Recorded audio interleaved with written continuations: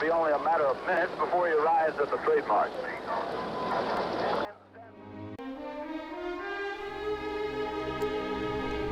The most shocking thing about the assassination is not the brutality of it. It was brutal, certainly. But the most amazing thing is the way the established media today managed to pretend that there is any question about whether his murder was a conspiracy. We need to understand the images we've been looking at. This is Dealey Plaza, the scene of the crime. This is the school book depository building and the 6th floor window from which Oswald supposedly did his shooting. Abraham Zapruder was standing here with his home movie camera when he took the graphic pictures you just saw of the assassination, the Zapruder film. And this is the so-called grassy knoll. We'll talk more about that in a minute. The official government version of the murder, the Warren Commission report, found that Lee Harvey Oswald fired 3 shots from the 6th floor of the Dallas School Book Depository building. They tell us that the first shot missed, that the second shot hit both Kennedy and the governor of Texas, and the third shot, from behind, hit Kennedy in the head and killed him. But it's hard to watch the Zapruder film of Kennedy being thrown violently backward and to the left and not think that he was shot from the front. This is Dr. Cyril Wecht. As the former head of the American Academy of Forensic Sciences, he is the expert elected by the experts to represent them. If you have that kind of force slamming into the rear of somebody's head, then that should drive the individual forward. But instead, we have him moving backward and to the left. That suggests the very distinct possibility of another shot having been fired in synchronized fashion from the right side, the so-called grassy knoll area. But he's not the only one who thinks there was a shot fired from the grassy knoll. These people are standing in front of the grassy knoll, and they are ducking because they heard a shot fired over their heads. The people you see running are running towards the grassy knoll, heroically trying to catch the assassins. If Kennedy had actually been shot from behind, as the government says, he ought to have a small entrance wound on the back of his head. And this is the Navy doctor that the government got to write this report saying that Kennedy did have this small wound in the back of his head. But there are some things you should know about this guy. In a standard examination, he should have examined Kennedy's clothing for bullet holes. He didn't. In a standard autopsy, he should have dissected all of Kennedy's wounds to trace the bullet's path. He didn't dissect any of Kennedy's wounds. He didn't even realize Kennedy had a throat wound. He later claimed these drawings of his were wrong, and that the wounds were actually much higher. He lost Kennedy's brain, which is still missing, and then he burned his notes. He burned his notes. But perhaps we shouldn't be too hard on him, because this guy, Dr. James Humes, had never done an autopsy involving gunshot wounds before in his life. So naturally, he was the government's first choice to do the most important autopsy in American history. Dr. Hume's story about a small exit wound in the back of Kennedy's head is today the official government version. But this is not the story the New York Times told on the day Kennedy died. On the left in this picture, we see the New York Times Pulitzer Prize-winning reporter Tom Weichert in Dallas outside Parkland Memorial Hospital. He spoke to the doctors who had been called to the emergency room to treat the president, and his story later appeared the same day on the front page. His article states, "Later in the afternoon, Dr. Malcolm Perry and attending physician Dr. Kemp Clark, chief of neurosurgery at Parkland Hospital, gave more details. Mr. Kennedy was hit by a bullet in the throat just below the Adam's apple, they said. This wound had the appearance of a bullet's entry wounds on the front. Mr. Kennedy also had a massive gaping wound in the back, and one on the right side of his head. The wound on the right was the entry for the shot from the grassy knoll. The wound in the back was the exit for that bullet that sent Kennedy's brains flying. Today, the doctors are still unanimous in describing a large exit wound in the back of Kennedy's head." I was probably looking into a wound that was on the lateral or the side part of the head and the back part of the head. It would be this portion of the head right here. That wound was As I remember, it's like this, that there was a big wound, big deficit in his skull and the temporal parietal area. If you listen carefully, you will even hear Walter Cronkite admit that the autopsy photos show this large hole in the back of Kennedy's head. The drawing was approved by Dr. McClellan, one of the attending physicians in Dallas. The drawing suggests what many of the photos examined by the doctors in Nova show, a large wound about this size and location. Now, if you're like me, you need to hear that 8 or 9 more times. The drawing suggests what many of the photos examined by the doctors in Nova show, a large wound about this size and location. There is really no room for debate on this point. Kennedy had a huge exit wound in the back of his head because the shot that killed him came from the front and could not have been fired by Oswald, who was behind the president. This information did not start off as a secret. It was made into a secret by constant authoritative denial of the truth.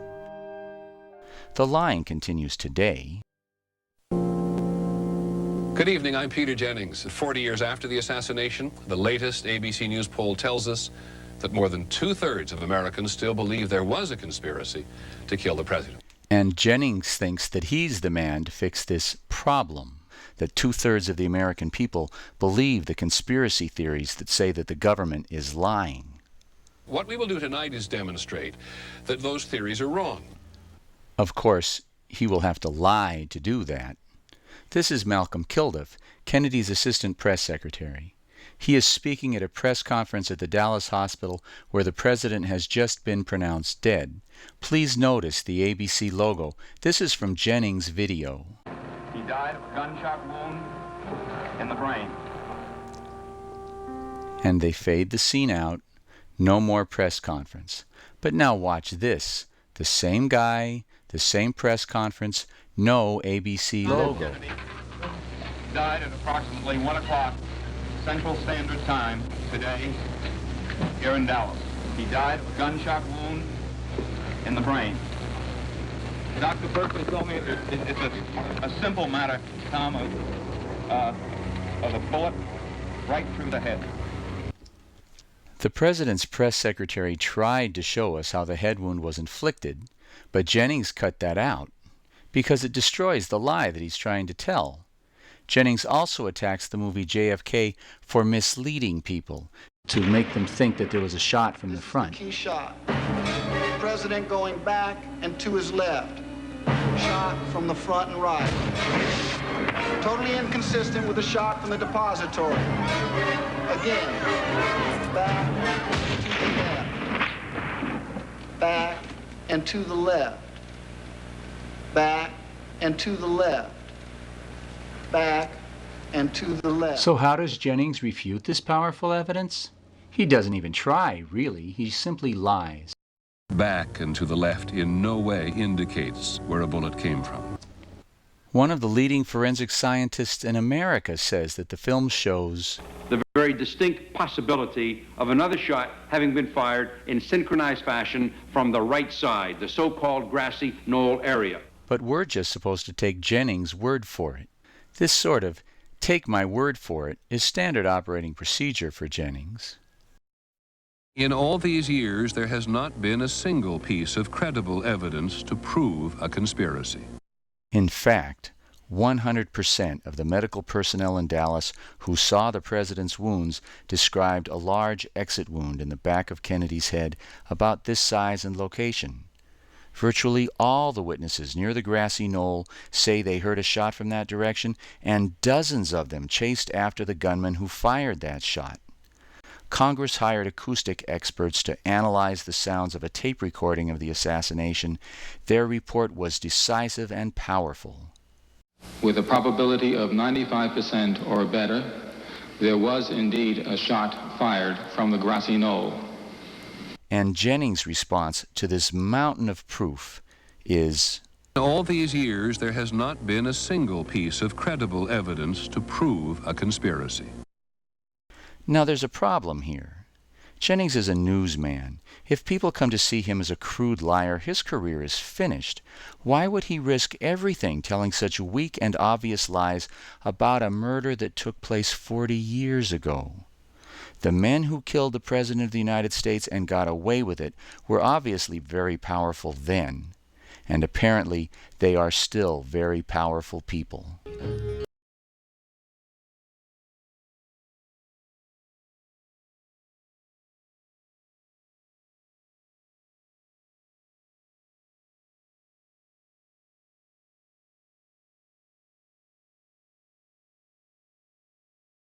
Can we help to give John Kennedy a voice? To write his history as he would have written it? I think we owe it to him to try. The heroes who made the movie JFK have tried. In the movie, Jim Garrison, the New Orleans district attorney, calls the official government version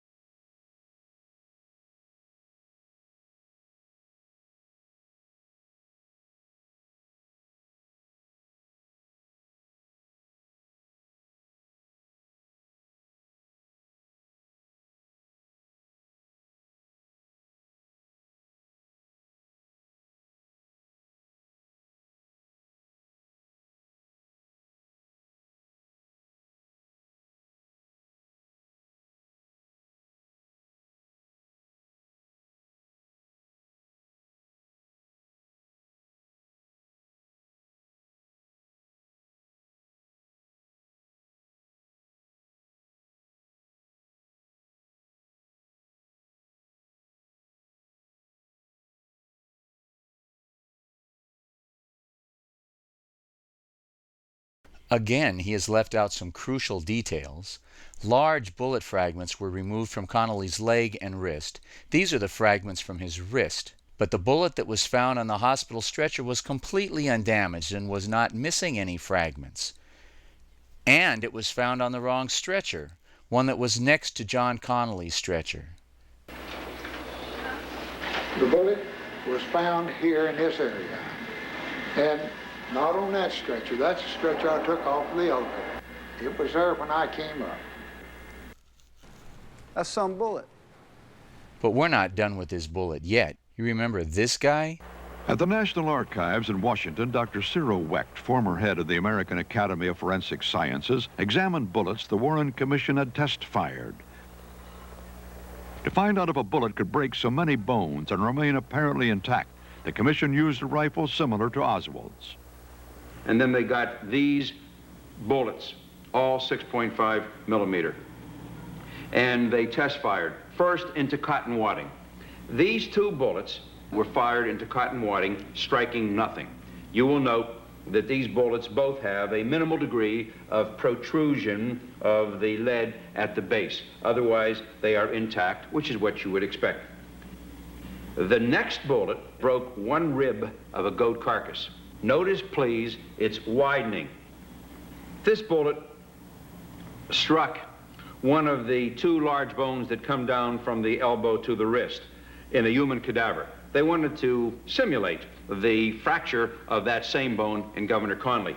Please note the substantial deformity. This is classical, typical, when a bullet strikes a dense, heavy bone or some other very firm object. Now, I want you to look at the so-called stretcher bullet. This bullet is the actual bullet that the Warren Commission claims broke both John Connolly's right fifth rib, destroying 4 inches of that bone, pulverizing it, and which caused a comminuted or extensively fragmented fracture of a dense, heavy bone down near the base of the wrist, and emerged in this condition.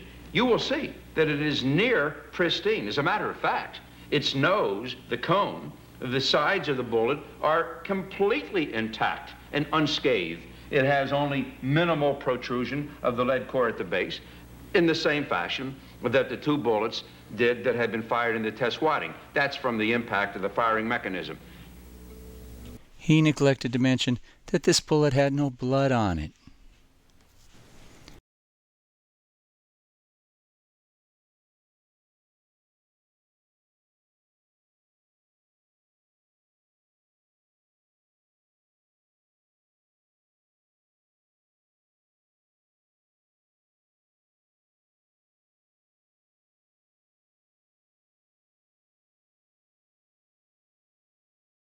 You are all familiar with this word.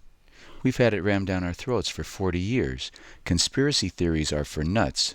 But in this case, if you continue to deny reality, to insist that there was no conspiracy, wouldn't that make you a nut who refuses to see reality? Y'all have to start thinking differently.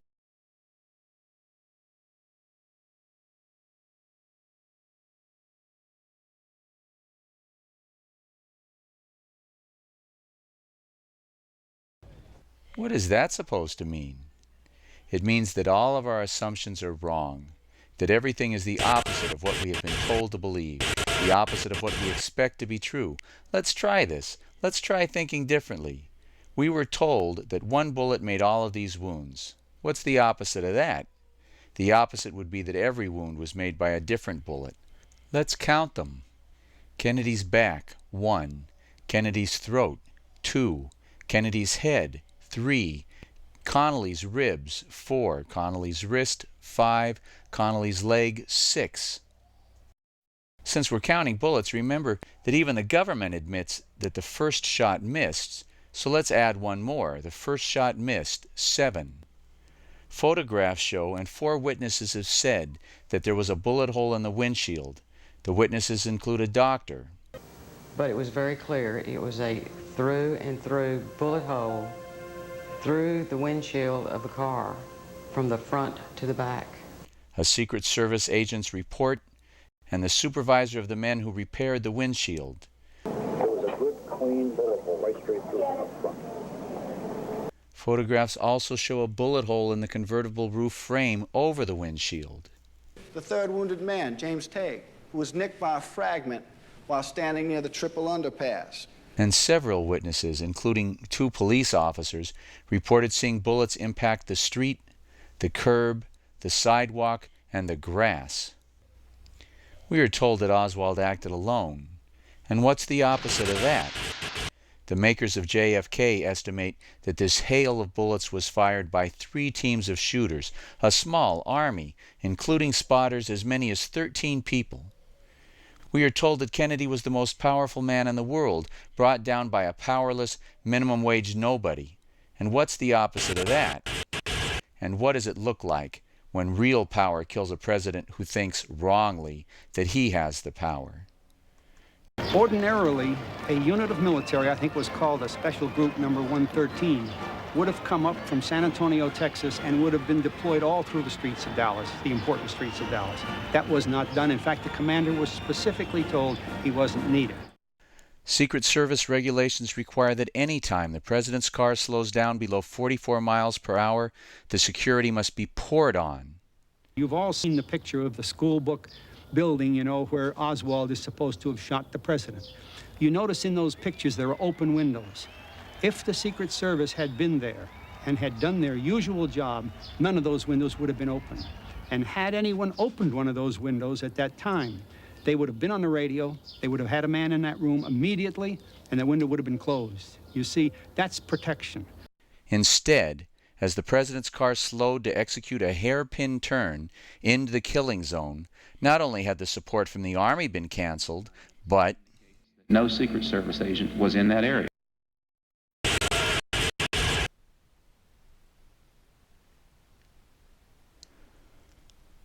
what are we looking at here? Handles on the back of the president's limo? Why?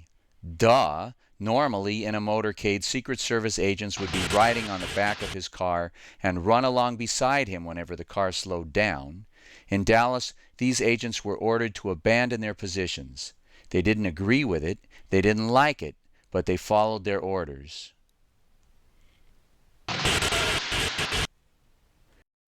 Normally, there would be 4 motorcycles on each side of the president's limousine. This is what the Dallas police prepared for. However, all of the motorcycle police were removed from escorting the president. 2 were placed on each side of the car containing the Secret Service agents, and the rest were moved to the back of the parade.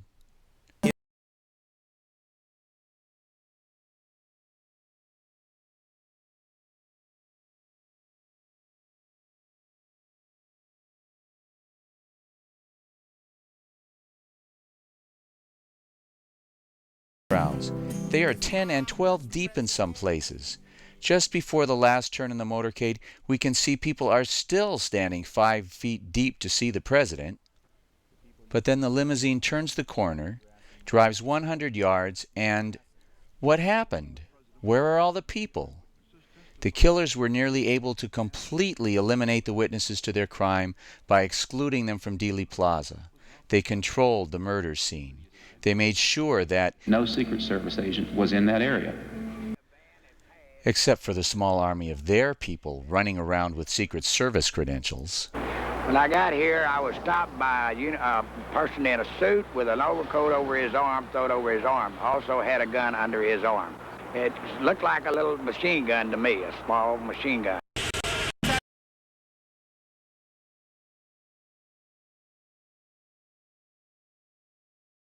Normally, Kennedy would be accompanied on such a motorcade by his personal physician and his military aide, the person responsible for carrying the portable phone that allowed the president to be in constant communication with the National Security Agency, in case of a sneak attack by the Russians, for example. In an extraordinary move, these 2 men were excluded from Kennedy's limousine. However, they did provide Kennedy with a driver who, film shows, was braking until after the fatal headshot to the president. In this frame, close to 12 shots have been fired. The president and Governor Connally already have 5 wounds between them. There's a hole in the freaking windshield, and this sucker has his foot on the brake. But watch this. Look at the driver. What is he doing? His training says that he should be speeding away from the scene. His partner is supposed to have jumped into the back seat, thrown the president to the floor, and jumped on top of him to shield him. But instead, they are both completely turned around, watching the president die. Why? What possible explanation is there for this extraordinary behavior? It is not until the driver sees the president receive the fatal shot to the head that he finally turns around and drives off at top speed. Now, you can invent an explanation for this behavior if you choose to, but then you have to invent an explanation for why this man was never questioned by the investigators regarding his most unusual behavior. The most obvious explanation is that this man was part of a conspiracy, that his job was to keep the president in the line of fire until he was dead. Certainly that's the job that he performed.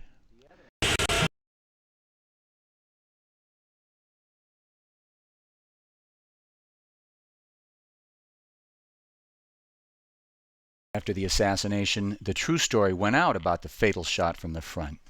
But as the hours went by, invisible forces began to black out the truth, take control of the story, and the language that could be used to discuss the assassination.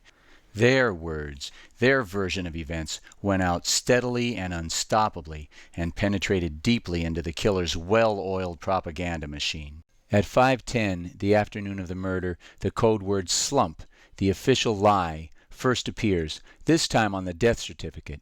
Minutes later, while Governor Connally is lying in his hospital bed, he repeats the code word that the killers have decided to use to describe the president as he was shot.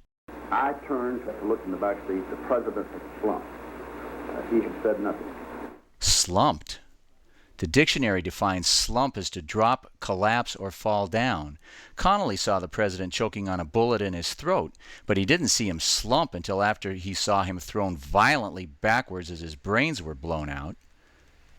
This exact same peculiarly inaccurate choice of words shows up everywhere, not only on the death certificate, but in newspapers and magazines, and 40 years later you can find it in the most popular high school history book in the country. But let's wait 1 minute here to take a second careful look at the man who was chosen by the killers to ride in the car directly in front of the president. He had said nothing. Apparently, on the day of the murder, the killers were primarily concerned with overriding the accounts of the numerous witnesses who said that the president's brains were blown out the back of the limousine by a shot from the front. So, the official story on the day of the murder was that there were 3 shots, that the first one hit Kennedy in the back, the second hit Connally, and the third hit the president in the head and he slumped. And this is the version of events that the governor is supporting here. He had just turned the corner. We heard a shot. I turned to look in the back seat. The president had slumped. He had said nothing.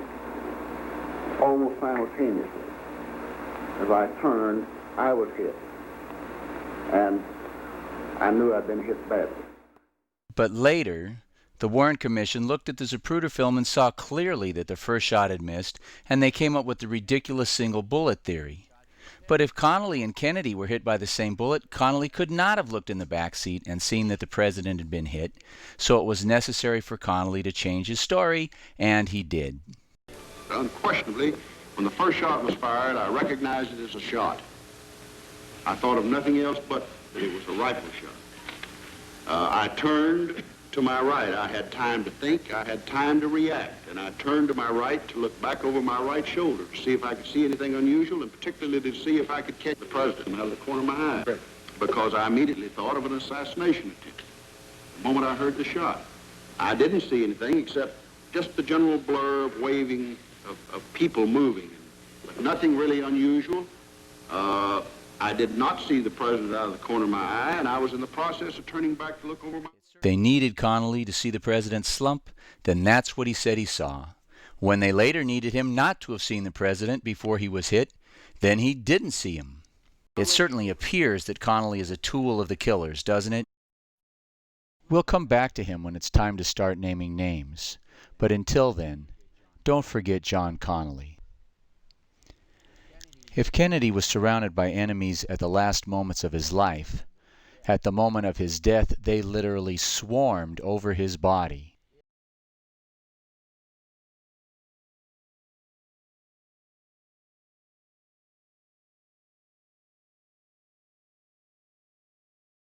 If you live in Los Angeles and you fly to Chicago and your wife is found murdered, they will go to Chicago and get you and bring you back and have a trial in the city where the murder took place. President Kennedy was murdered in Dallas. The murder investigation, including the autopsy, should, by law, have taken place in Dallas. Instead, the body was stolen by the Secret Service and loaded onto Air Force One for a flight to Washington. What happened next is difficult to believe. The evidence is overwhelming, but it may take some courage on your part to believe your eyes and ears. What is very clear is that the president's body did not make an uninterrupted journey from Dallas to Bethesda. It began in a large ceremonial casket. It was placed in that casket by Aubrey Reich of the O'Neill Funeral Home. I helped put President Kennedy's body in a bronze ceremonial casket on November 22nd, 1963, at Parkland Memorial Hospital. He wrapped the body in sheets. It was placed in the casket. The bronze casket was placed on board Air Force One. This was not the casket from which Kennedy's body was removed by Bethesda autopsy technician Paul O'Connor. We opened the pinkish gray shipping casket. There was a gray body bag, zipped shut. We unzipped the body bag, and the president's body was lifted out of the body bag. Reich told Lifton that Kennedy's body was not in a body bag when it left Dallas. How could he be so certain? I remember picking him up. I was one that had the blood on my shirt and everything from the body. If he'd been in a crash bag, you couldn't have got any blood on him because it's a sealed bag. David Lifton has uncovered this uncontested best eyewitness testimony indicating that the president's body was stolen from a bronze ceremonial casket and switched to a plain pinkish-gray shipping casket. While the president's widow and brother were keeping a sad watch over an empty casket, agents of the most powerful criminals on earth crudely performed the grisly task of changing the wounds on the front of the president's body. This is the first piece of evidence that attracted David Lifton's attention to the question of how the president's body was handled. The report, written by 2 FBI agents present at the autopsy, says that it was apparent that surgery of the head area was done before the autopsy started.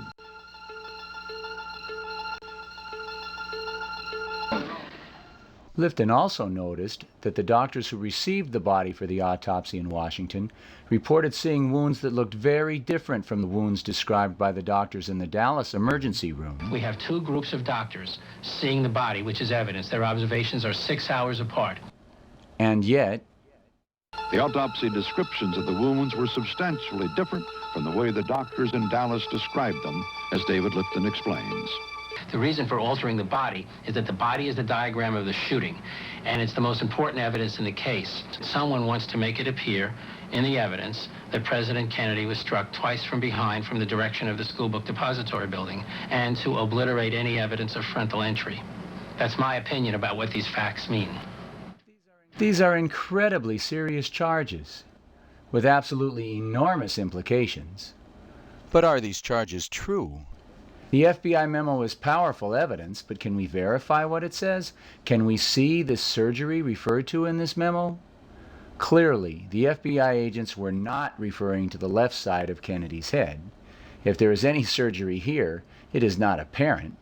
When we look at this autopsy photo of the right side of Kennedy's head, we see a large cut in this area. This certainly is what we might call apparent surgery. It does not look like a bullet wound at all. It looks as if some Boy Scout got out his pocket knife and crudely cut a V in the president's scalp and then ripped the skin back. But why? Looking at a black and white version, it is possible to see a probable bullet hole here. This picture was taken before the autopsy. Unless Lifton is right and the body was secretly stolen and then carved up, this photo ought to show the president's head in exactly the same condition as it was when it left Dallas. Does it? This is an absolutely critical question. 25 years after the assassination, the people at Nova got the bright idea to fly the Dallas physicians who examined Kennedy into Washington to the National Archives to take a look at photos taken immediately after Kennedy's body arrived in Washington, before the autopsy began. They were given as much time as they wanted. I would have to say, honestly, in looking at these photos, they're pretty much as I remember President Kennedy at the time, except... He is saying that the wounds are not the same as he remembers them.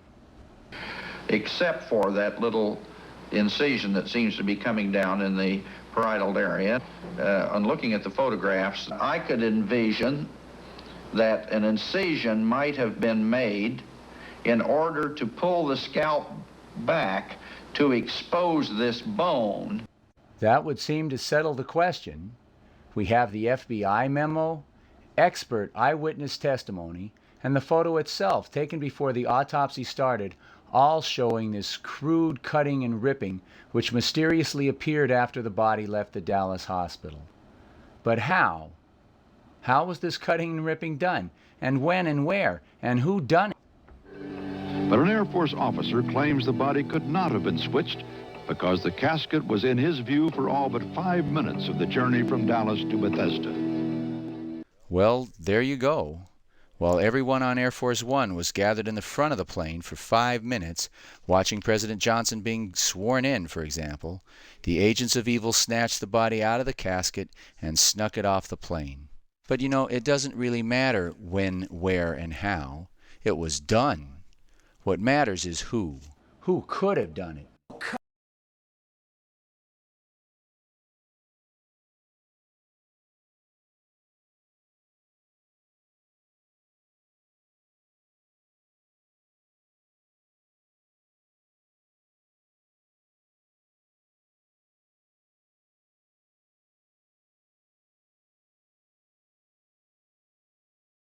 Questions. In the hours after Kennedy's murder, we would imagine that the FBI and Secret Service agents would be under a super heightened state of security, trying to make up for letting the president die by now protecting his body. Who could have penetrated this security in order to steal and mutilate the body of the slain president? Certainly not the mafia, not the Cubans, not even the Russians. No way. What we have here is proof positive that the investigation of Kennedy's murder was sabotaged by members of his own government at the very highest levels. So what? They covered it up. Cover-up is not the same as murder, is it? Is it? Well, it depends. If you shoot the president at 12 noon exactly, and then you come running up to me and say, I just shot the president, hide me. Say I was with you. And suppose I do. Suppose I take you in and loan you a change of clothes and say you were with me. What am I really guilty of? Not murder. I helped you try to escape, but I didn't help you kill anyone, and I didn't even know about it until after it happened. I am what is called an accessory after the fact. I might get off with 5 years, maybe less. But suppose instead that while you're shooting the president, I'm sitting at the curb in a getaway car with the motor running. You jump in, and without saying a word, I step on the gas and take off, heading for the airport with 2 tickets to Mexico in my pocket, one for me and one for you. Why did I buy the tickets? Why was I waiting at the curb with the motor running? And why did I take off in such a hurry? I was in on it. I had to be. I am an accessory before the fact. And whatever they do to you, they're going to do to me. Because being an accessory before the fact makes you guilty of conspiracy to murder. Now, Lee Harvey Oswald was arrested because he matched a description of the president's killer put out over the police radio. But nobody claims to have seen the president's killers, and so nobody knows where this description of Oswald came from. But never mind, a description of Oswald mysteriously goes out on the police radio, and 20 cops descend on Oswald and arrest him for going into a movie theater without buying a 75-cent ticket. But the police didn't have any evidence against him. None. I didn't shoot anybody, no, sir. When they finally charged Oswald with the president's murder, it was nearly midnight, and they still had no evidence against him. The question is, how did they know at 2 o'clock in the afternoon when they stole the body for the first time? How did they know at 4 o'clock in the afternoon when they stole the body for the second time? The autopsy began around 6 p.m. Dallas time. How did they know 5 hours before Oswald was even charged that they needed to cut up the evidence that Kennedy was shot from the front? How did they know just hours after the assassination that it was impossible to have a real investigation and to catch the real killers? How did they know? How could they have known? The men who stole Kennedy's body and mutilated it were accessories before the fact. They were guilty of conspiracy to murder. They were in on the assassination, part of the operation from the beginning. They were powerful men to be able to do what they did and get away with it. Who had such power?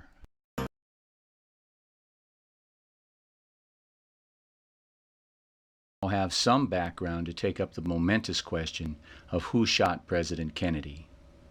This question is easier to answer than you might think. Spotlight magazine published an article citing a memo written by this man, former CIA Director Richard Helms, which places this man, an admitted CIA assassin, in Dallas on the day that Kennedy was murdered. The memo says, Hunt was in Dallas the day the president was murdered and was involved in the conspiracy to kill Kennedy. Hunt sued Spotlight magazine for slander and had his day in court. Hunt's explanation of where he was on the day that Kennedy was murdered was a disaster of impossible lies. Over the years, Hunt has given 5 different explanations of where he was on the day that Kennedy was murdered, and the jury found him guilty of the president's murder when they found the magazine innocent of slander. There is at least one story from this trial that should be told. During the trial, former head of CIA Richard Helms testified that Marita Lorenz was a CIA agent known to him and working for them. Her role in a CIA plot to assassinate Castro was the plot of a movie. During the court proceedings, Ms. Lorenz testified that she was part of the CIA's Operation 40, which carried out terrorist raids against Cuba from 1960 to 1963. During November of 1963, she was working with this man, CIA operative Frank Sturgis. She testified that one day Sturgis came and told her to pack her bags, that they were going on a mission. A short time later, she drove to Dallas with Sturgis in 2 station wagons full of men and guns. There was a knock at the door. and E. Howard Hunt came in and began passing out maps and money. This was clearly shaping up as an attack not upon Cuba, but upon Americans on American soil. Lorenz told Sturgis, "I'm getting the hell out of here," and took a cab to the airport and flew back to Miami. The next day, President Kennedy was murdered. Sturgis returned later, saying, "You should have been there. We made history. You missed a really big one. We killed the president." Again, after listening to all the testimony in the trial, the jury found that Spotlight magazine did not slander Hunt when Spotlight printed an article saying that Hunt had murdered John Kennedy. But Hunt did not have the ability to steal the body from the Dallas coroner, or to steal it again from the Secret Service, and remove it from its coffin, and mutilate it, and then return it without attracting public attention, and he didn't have the ability to get all of the media to lie about it for the next 40 years. That those theories are wrong. The theft of the body, for example, could only have been carried out by the most powerful devils in the world. Devils so powerful we would recognize their names if we heard them. Can we connect Hunt to any major league devils? Former President Richard Nixon might be a good place to start. Even though he's not generally regarded as an expert in handling guns, he is generally regarded as one of the most evil people to ever occupy the White House. And it's not a secret, everybody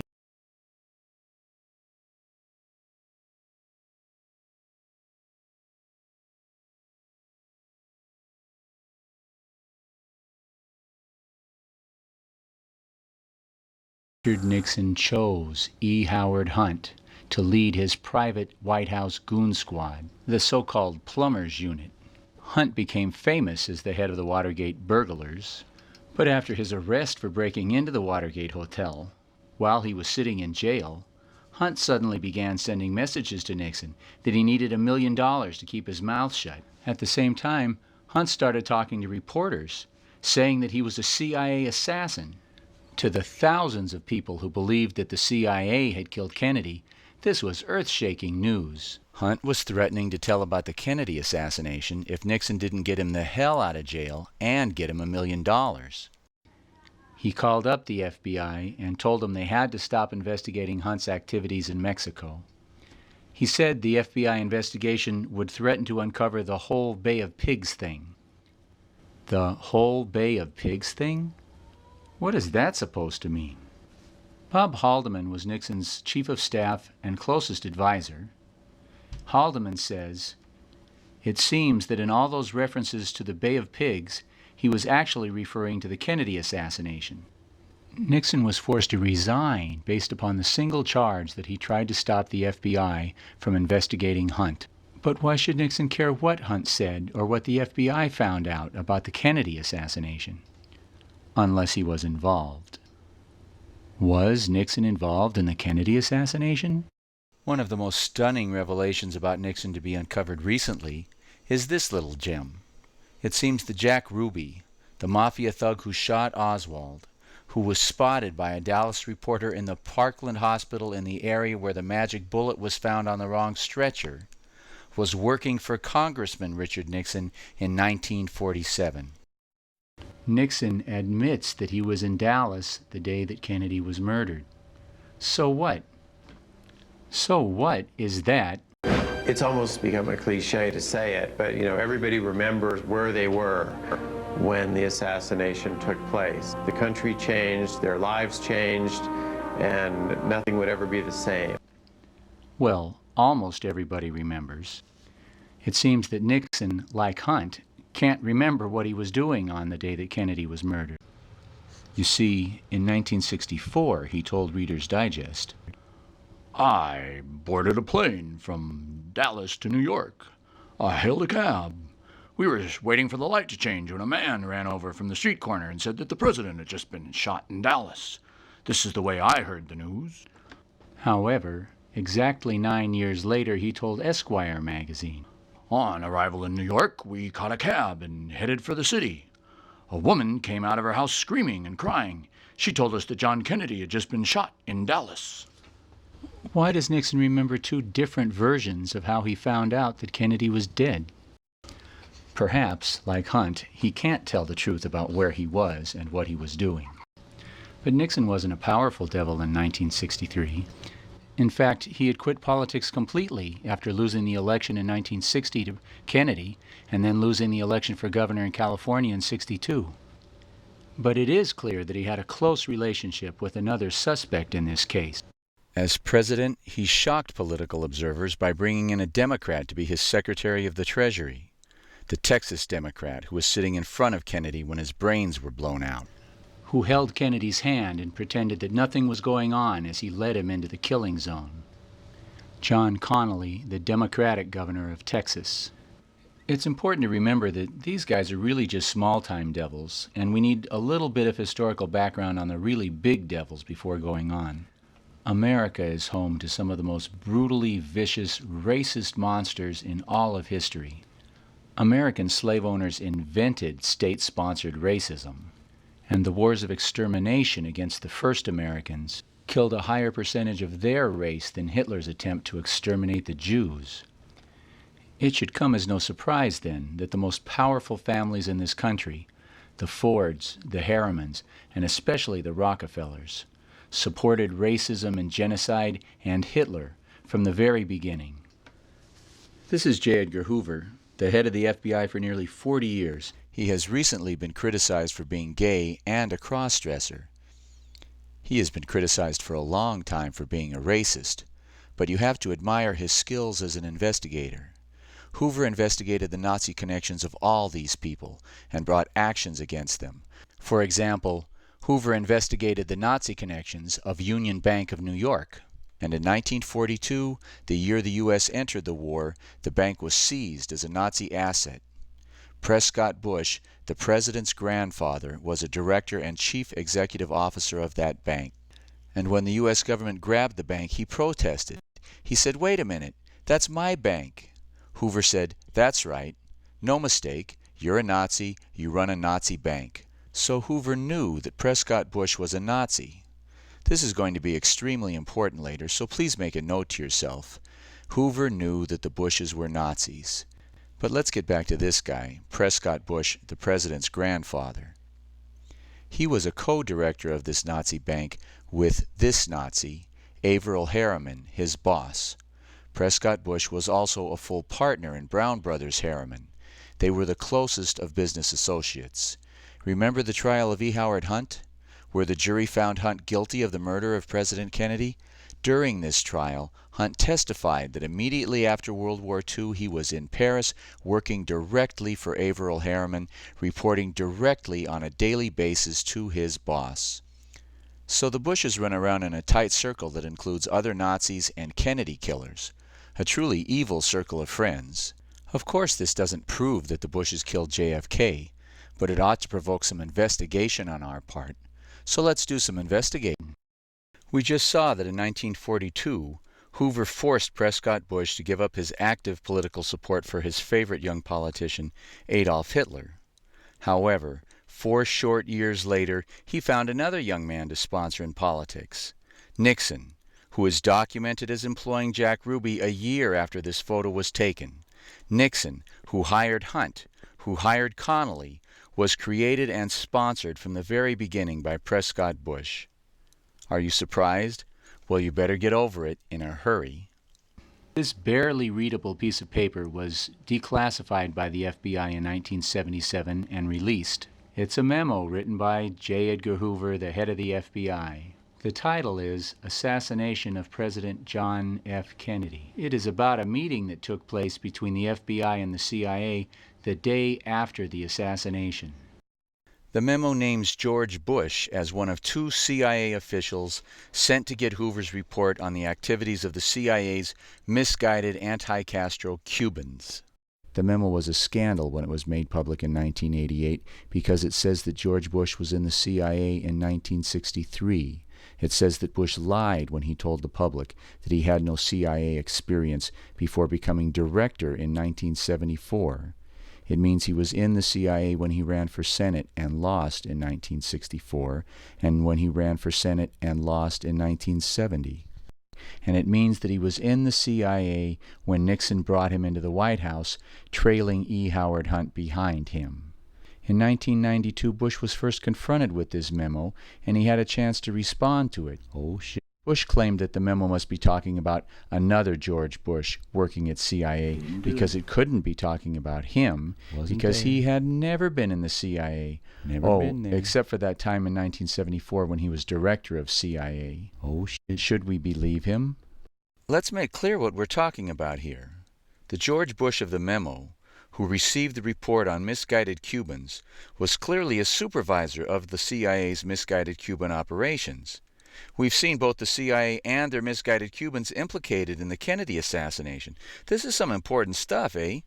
The George Bush of this memo is directly implicated in the assassination. It makes a huge difference whether this was him or some other George Bush. But how can we know? Well, come on, it's basic stuff. Is there any corroboration? Is there any other evidence besides this memo to show whether Bush was in the CIA at this time, or that shows whether Bush was supervising anti-Castro Cubans? We'll start by looking at Bush's connections. A quick look at Allen Dulles may help us understand the importance of connections. Dulles worked closely with Nazi bankers during World War II. That somehow qualified him to become the director of the newly formed Central Intelligence Agency, the CIA. He was the architect of the Bay of Pigs invasion of Cuba. When he launched the invasion against Kennedy's orders, of course Kennedy fired him. So thinking people were shocked when he was virtually put in charge of the investigation, the Warren Commission, because he was the prime suspect as the leader of the assassins. But he had been fired. He was no longer the head of the CIA. How could he lead anything? Because the organizing principle in secret work is that you trust only the people you know personally and are connected to personally. The CIA is not so much an organization as a community, so that it hardly mattered that Kennedy fired Dulles. The men loyal to Dulles, who knew him and trusted in him, continued to trust and obey. In fact, Dulles stood at the center of the group of men who not only had the motive, but the ability to steal the body from the Dallas coroner, to steal it from the Secret Service, mutilate it, and return it, all without attracting public attention. Was George Bush a member of this community in 1963, as the Hoover memo says? Well, did he have close personal ties with these people? Let's examine that question. Certainly one of Bush's main ties to this community is the connection between his father and Allen Dulles. In the 1930s and 1940s, Allen Dulles was a close business associate on a first-name basis with both Prescott Bush and Averell Harriman. Before that, during World War I, before there was a CIA, Prescott worked for Army Intelligence, a forerunner and parallel organization to the CIA. Through his closest associate, Averell Harriman, Prescott is also tied to Richard Bissell, the CIA Director of Operations for the Bay of Pigs, who was fired by Kennedy. Bissell, like Hunt, also worked for Averell Harriman for 10 years before joining the CIA. Prescott also partnered with William J. Casey, director of CIA under Reagan, in 1962. At the time, Kennedy was moving to dismantle the CIA. Prescott and Casey together founded the National Strategy Information Center to directly fight against Kennedy's efforts. But at the center of Bush's connections in the world of secret murder and filth is his membership in the secret society of Skull and Bones, a secret Yale fraternity famous for its celebration of racism, robbery, and death. This tomb is where they meet twice a week to engage in black rituals using skulls, candles, and ceremonial group masturbation. It's supposed to be kind of a gay group marriage thing. Brothers under the skin is how the Bonesmen describe their relationship. Their graduates are a powerful bunch of devils. Averell Harriman and Prescott Bush were Bonesmen. George Herbert Walker Bush was a Bonesman, and so was his uncle, George Herbert Walker. Robert Lovett, architect of the CIA, was a Bonesman, selected for membership by Prescott himself. F. Truby Davison was also selected for membership in Skull and Bones in 1918, the year Prescott did the picking. Davison was in charge of hiring for the CIA in 1948, the year George Herbert Walker Bush left Yale in search of a job. Davison had a son, Endicott Peabody Davison. Endicott was Skull and Bones, class of 48, making him brother under the skin with George Herbert Walker Bush. He's also the Bush family lawyer. As both former president and director of CIA, old Beelzebub himself, George Herbert Walker Bush is the most distinguished of modern bonesmen. But the question is whether he was in the CIA in 1963, as Hoover says. In a world where personal connection is everything, no one could possibly have a closer relationship to the head of hiring for CIA than George Herbert Walker Bush. Bush's first job on leaving Skull and Bones was to work for Neil Mallon, brother under the skin to Prescott, class of '18. In a letter to White House aide C.D. Jackson, dated March 26, 1953, the now Senator Prescott Bush described Neil Mallon as a very old and dear friend. I might say that Neil Mallon is well known to Allen Dulles and has tried to be helpful to him in the CIA, especially in the procurement of individuals to serve in that important agency. So George went directly from Skull and Bones. He went directly from being a brother under the skin to the son of the director of hiring for CIA to working for a recruiter for the CIA. You could not ask for more powerful evidence that Bush was in the CIA when Hoover said he was. But you can get it. This letter records a meeting between Prescott Bush, George's CIA promoting father, Neil Mallon, the CIA recruiter, and Allen Dulles, the head of CIA, to discuss, quote, our pilot project in the Caribbean, unquote. In 1959, the year that Allen Dulles began planning the CIA invasion of Cuba at the Bay of Pigs, Bush began his independent business career as the sole owner of Zapata Offshore Oil. Zapata Offshore's oil rigs just happened to be positioned right in the middle of CIA operations in the area 30 miles north of Cuba near Cay Sal, an island used by the CIA for supplying the various terrorist raids of Operation 40, Operation Mongoose, Alpha 66, and the rest of these murderers against Cuba. The assassins of Operation 40 were supervised by E. Howard Hunt. Hunt was also a supervisor of the Bay of Pigs invasion. The secret code name for the Bay of Pigs invasion was Operation Zapata. Operation Zapata? Zapata Offshore? Now you could fairly ask what kind of an idiot would give a secret operation a secret code name and name it after his own company that was operating in the area. What kind of idiot? George Bush, that's what kind of idiot. In World War II, Bush named his plane after his wife, the Barbara II. When this plane was shot down, what do you suppose he named his next plane? Did you guess it? The Barbara III. While the CIA was preparing for the Bay of Pigs invasion, the CIA ordered a large ship from the Navy to carry tanks and guns and men to the Bay of Pigs invasion. But no one was supposed to know this was a U.S. Navy ship. The world was supposed to believe that these were just private citizens of Cuba, so it was necessary to disguise the ship and to change the name. The name was changed to the Barbara. Now, this is not a big deal. It's a small deal. But it's there. Bush has a habit of naming things in his military career after things in his personal life. He named 2 planes after his wife, and one of the 3 CIA ships at the Bay of Pigs was renamed the Barbara. It's a small piece that just happens to fit perfectly with the bigger picture of Bush as a CIA officer working with anti-Castro Cuban terrorists. This same habit of naming things in his military career after things in his personal life also connects Bush's oil company, Zapata Offshore, to Operation Zapata and to the anti-Castro Cuban terrorists. But again, let's not overemphasize this name stuff. Finding the name of Bush's wife on a Bay of Pigs supply ship, or finding the code name of the Bay of Pigs invasion on his oil company, is a small but clear detail of this much bigger picture. The big picture shows us that at the same time that Hunt moved from working inside Harriman's office to go to the CIA where he supervised at the Bay of Pigs invasion, at the same time that Richard Bissell moved from working inside Harriman's office to go to work for the CIA where he became the director of planning for the Bay of Pigs operation, at the very same time the oldest son of Harriman's closest associate went to work in the exact same outdoor office where Hunt and Bissell were now operating. Hoover's memo names Bush as a CIA supervisor of the Bay of Pigs invaders. the anti-Castro Cubans. There can be no reasonable doubt about this connection. George Bush was working for the CIA, assisting in their operations at the Bay of Pigs, working for Bissell, working with Hunt, working with Sturgis, supervising the CIA's misguided anti-Castro Cubans.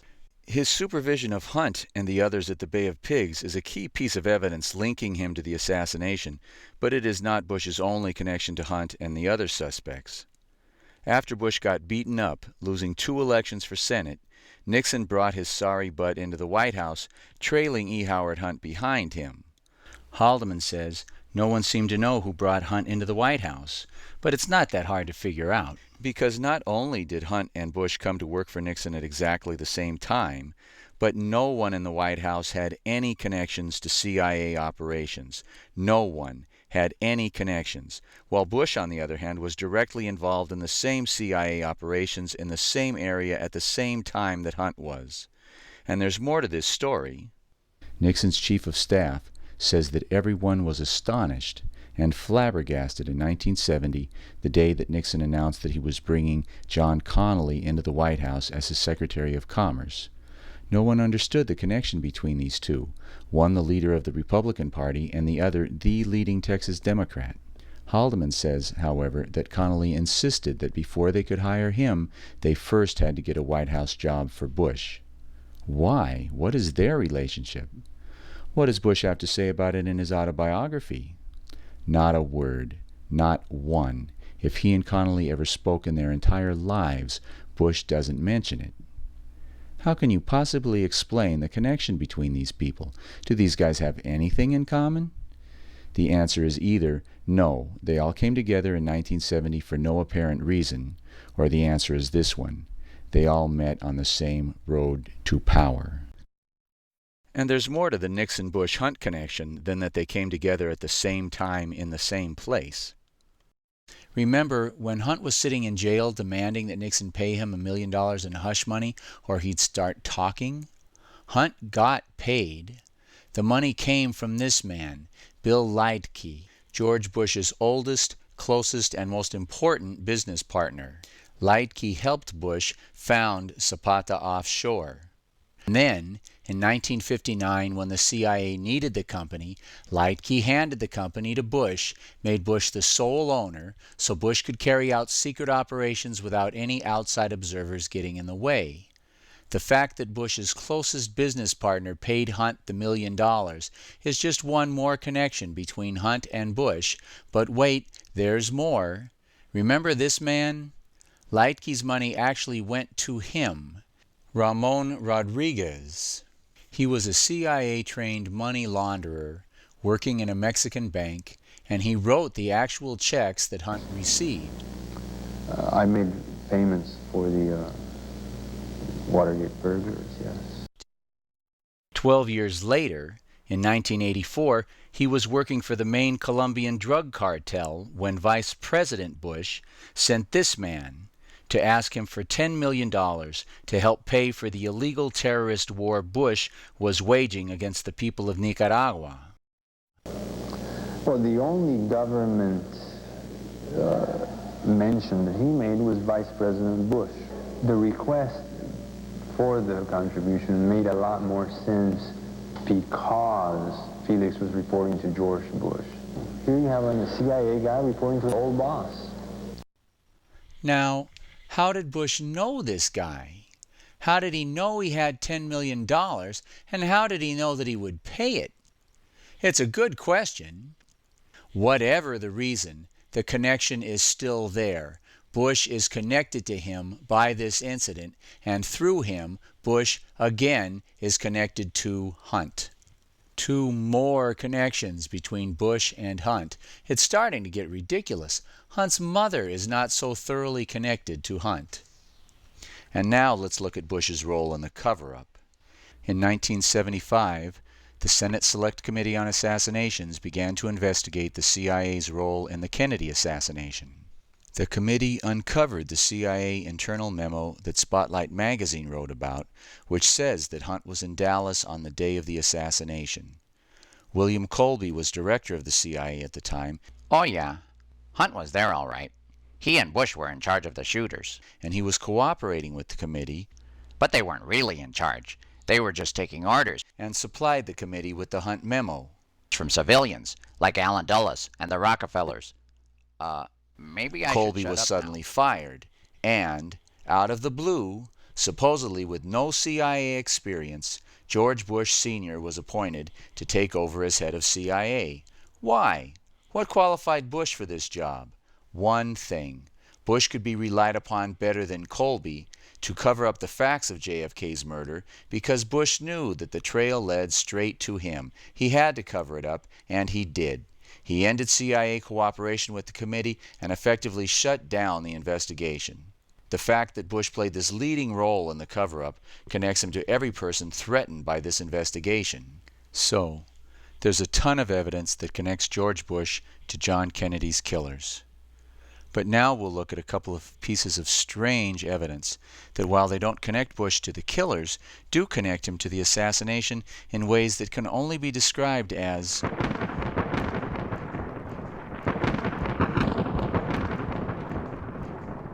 weird. This is George de Mohrenschildt. He was a wealthy, Russian-born Texas oil man who liked to party with minimum-wage clerks.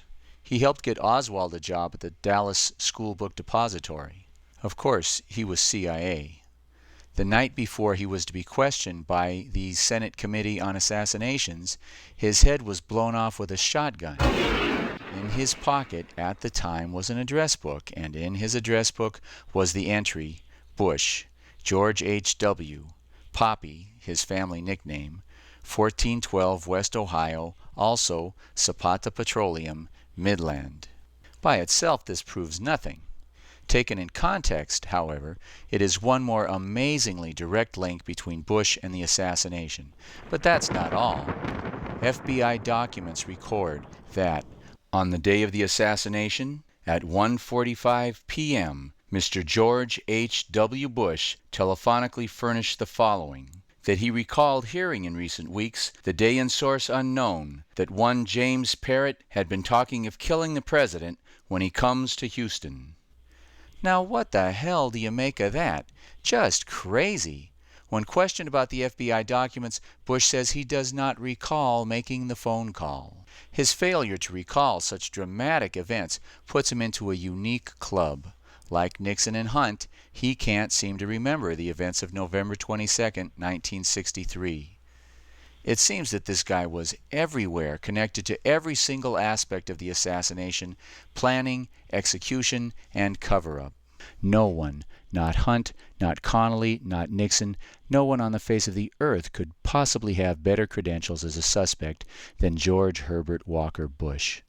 The scale in this case is tipped past a certain critical point. The probability that he was involved is genuinely beyond a reasonable doubt. The Hoover memo is not circumstantial evidence, it is direct eyewitness smoking gun evidence from the most influential figure in the history of American law enforcement. The rest of the evidence merely provides a context for this memo that makes it impossible to reasonably believe that the former president was not involved in the murder of John Kennedy. If we could present this evidence to an unbiased jury in Texas, they would certainly give him the death penalty. Ow! Ooh!